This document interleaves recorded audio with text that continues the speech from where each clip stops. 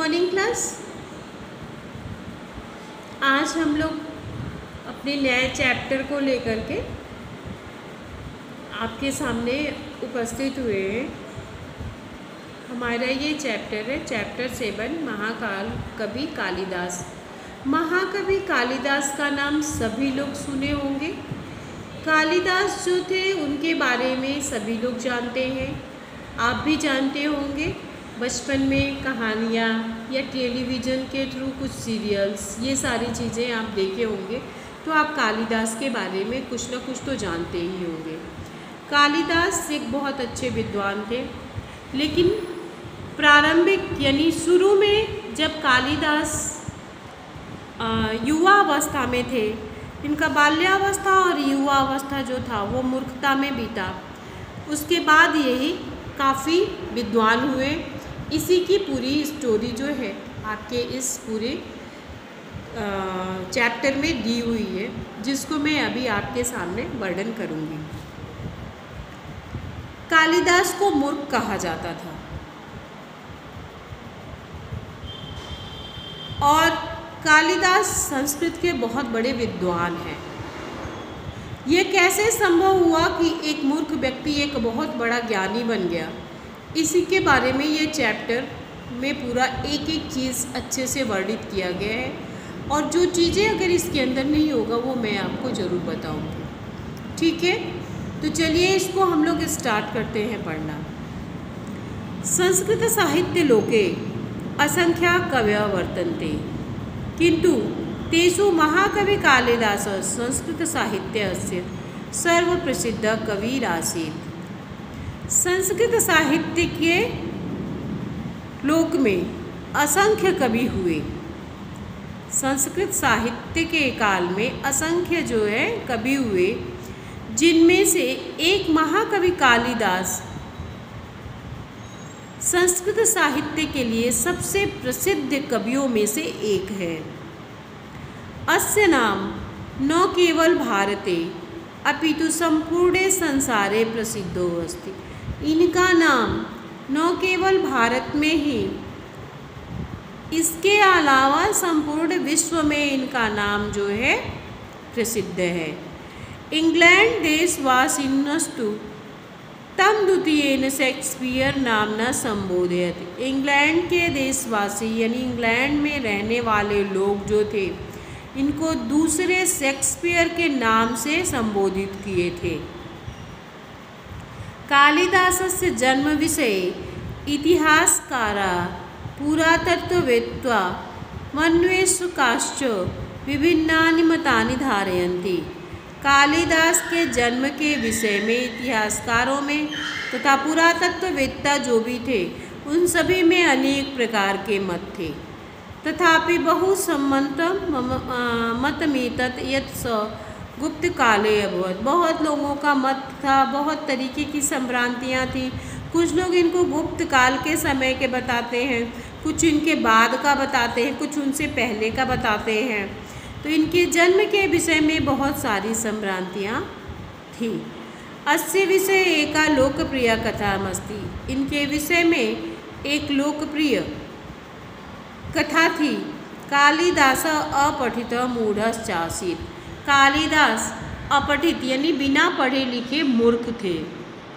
एकदा सवने वृक्षस्य शाखोपरि उपविष्ट आसीत्। एक बार वह वन के वृक्ष के ऊपर, मतलब वन के जो पेड़ थे, उस पेड़ की शाखा के ऊपर बैठे हुए थे। मूढ़तया यस्य शाखोपरि उपविष्ट, मूर्खतावश जिस शाखा पर यह बैठे हुए थे, आसीत तामेव शाखाम कुठारेण कृंतन आसीत। कुठारेण यानी कुल्हाड़ी, कृंतन आसीत।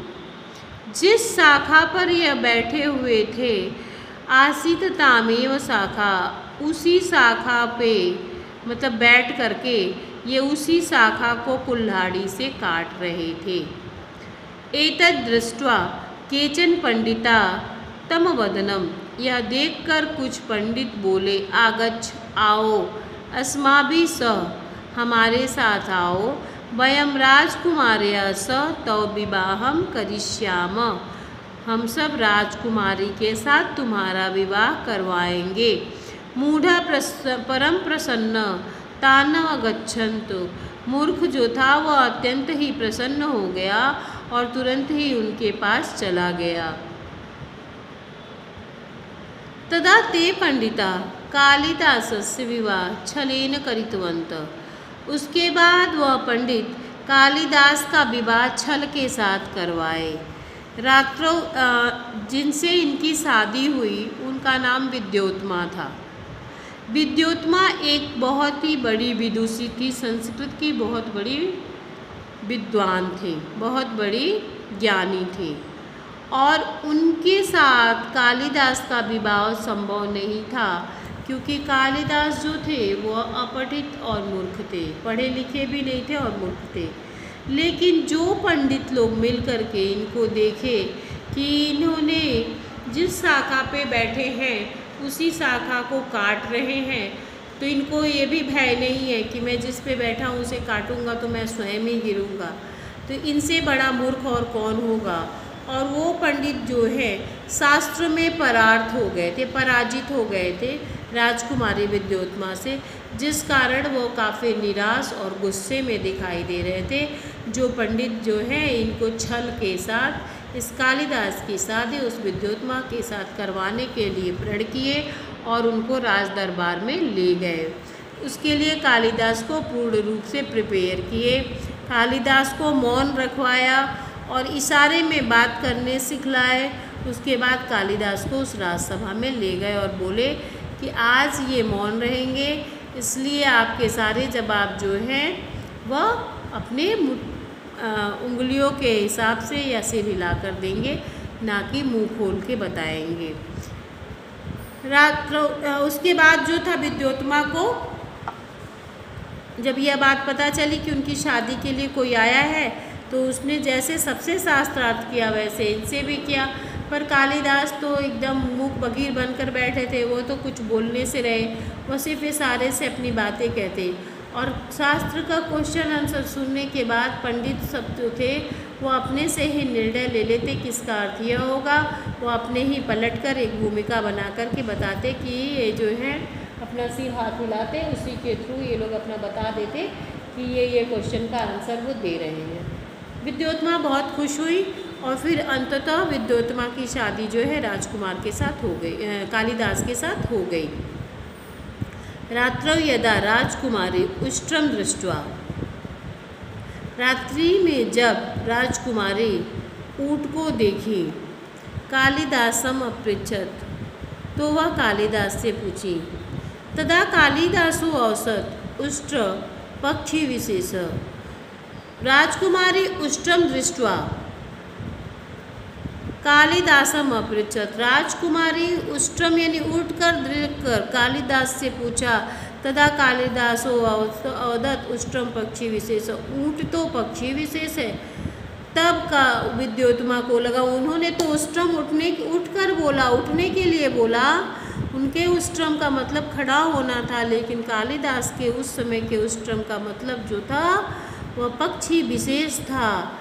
इसलिए वह अपने भाग्य पे दुखी होकर के राजकुमारी विद्योत्मा जो थी निजाश्रमात् बहिष्कृतवती, अपने घर से कालिदास को हमेशा के लिए बाहर निकाल दी, क्योंकि जब उनका शादी हो गया तो इनके पास कोई घर नहीं था, कोई रहने का जगह नहीं था, जिस कारण इनको विद्योत्मा के ही घर में ठहरना था और विद्योत्मा ने इनको अपने घर से बहिष्कृत कर दिया, निकाल दिया।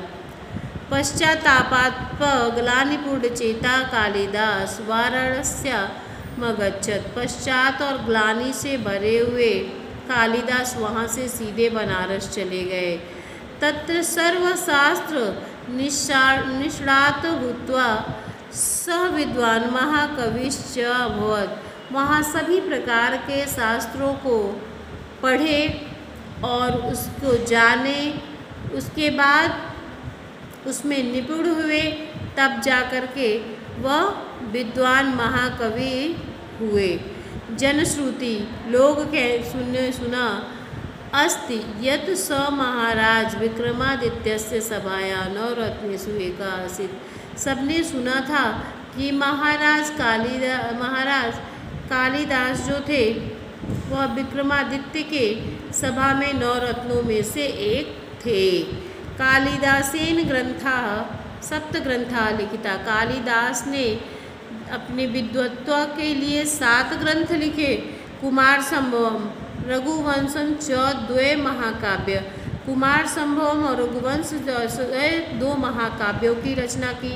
ऋतु संहारम मेघदूतन च 2 खंडकाव्य। ऋतु संहार और मेघदूत जैसे 2 खंडकाव्य लिखे। अभिज्ञान शाकुंतलम विक्रमो वर्षीयम मालविका अग्निमित्रम च 3 नाटकानि। अभिज्ञान शाकुंतला तो संपूर्ण संसारे अति प्रसिद्धो अस्ति। अभिज्ञान शाकुंतला जो था वह संपूर्ण संसार में अत्यंत ही प्रसिद्ध हुआ। अस्य अनुवाद विश्वस्य सर्वासु प्रमुख भाषासु अस्ति। इसका अनुवाद जो है वह विश्व के संपूर्ण भाषाओं में हुआ है। कालिदासेन कृत उपमाया वर्णनम कृतम विनो लभ्यते। कालिदास किसी की उपमा वर्णित किए बिना नहीं रहते। अतएव कथ्यते उपमाया प्रयोगे कालिदासस्य अतिपटु आसीत्। परम उपमा कालिदासस्य भार्गवेऽर्थ गौरवम दंडिन पदलालित्य मागे संति त्रय गुणा। कह रहे हैं कि दंडी का पदलालित्य कालिदास का उपमा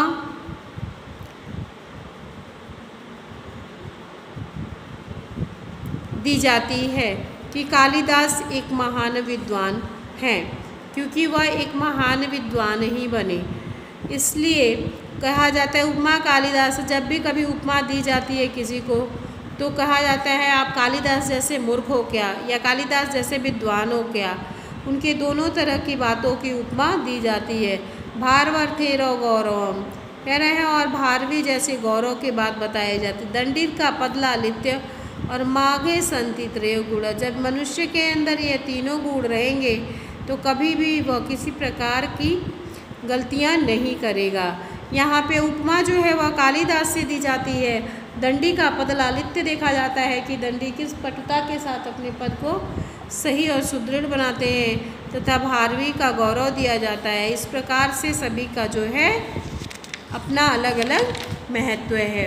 यह चैप्टर जो है आपका एक छोटा सा चैप्टर था, एक कहानी है, और जो कहानी कालिदास के बारे में थी वो मैंने आपको बता दी है। यहाँ पे वर्ड मीनिंग दिया हुआ है।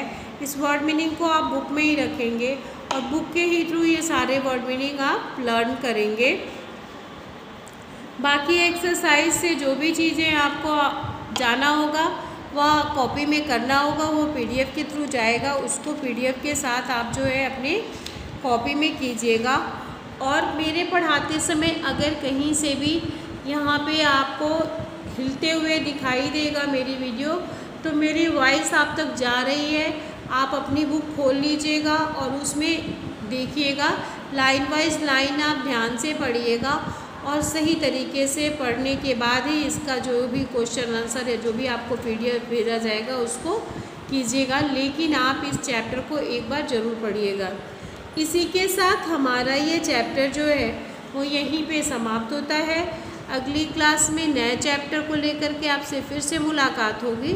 तब तक के लिए धन्यवाद।